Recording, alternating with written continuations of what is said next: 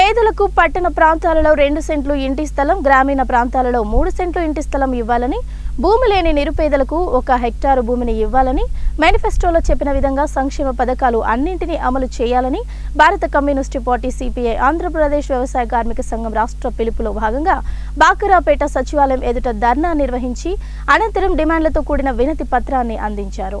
ఈ సందర్భంగా సిపిఐ కార్యదర్శి వీరశేఖర్ బాలు ఇమానియల్ మాట్లాడుతూ మేనిఫెస్టోలో ఇచ్చిన హామీ మేరకు పేదలకు గ్రామీణ ప్రాంతాలలో 3 సెంట్లు ఇంటి స్థలాన్ని, పట్టణ ప్రాంతాలలో 2 సెంట్ల స్థలాన్ని దరఖాస్తు చేసుకున్న అర్హులైన వారందరికీ ఇంటి స్థలాలు ఇవ్వాలని, వందలాది ఎకరాలు ప్రభుత్వ భూములు అన్యాక్రాంతం అయ్యాయని, వాటిని ప్రభుత్వం స్వాధీనం పరుచుకొని భూమి లేని పేద రైతులకు 1 హెక్టారు భూమిని ఇవ్వాలని, గత ప్రభుత్వం కన్నా మిన్నగా సంక్షేమ పథకాలన్నింటినీ అమలు చేస్తామని, అధికారంలోకి వచ్చిన ఈ ప్రభుత్వం ఇప్పటి వరకు ఏ ఒక్క సంక్షేమ పథకాన్ని అమలు చేయలేకపోవడం చాలా దుర్మార్గకరమని, పేద ప్రజల అభివృద్ధికి సంక్షేమ పథకాలను వెంటనే అమలు చేయాలని, లేని పక్షంలో సిపిఐ ప్రజా సంఘాల ఆధ్వర్యంలో నిరసనలు, ఆందోళనలు తీవ్రతం చేస్తామని వారు హెచ్చరించారు. రూపాయలు ఇవ్వాలని చెప్పి డిమాండ్ చేస్తూ ఉన్నాం.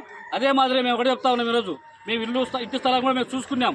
అయితే మీరు చేయాల్సిన పని ఏమంటే పట్టాలు మంజూరు చేయండి. గృహాల నిర్మాణం ఏదైతే హౌసింగ్ దానికి సంబంధించి గృహాల నిర్మాణం కోసం వాళ్ళ దగ్గర ప్రతిపాదన పెట్టండి. అవి చేయాలని చెప్పి కోరుతా ఉన్నాం.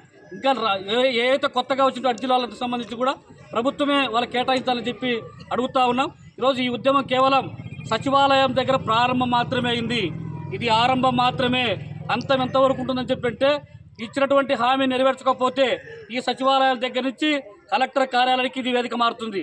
కలెక్టర్ కార్యాలయం తర్వాత అవసరమైతే చెలో సెక్రటరేట్ పోవడానికి కూడా, చెలో విజయవాడ పోవడానికి కూడా మేము సిద్ధపడతాం. అంతే తప్ప ప్రతి పేదవాడికి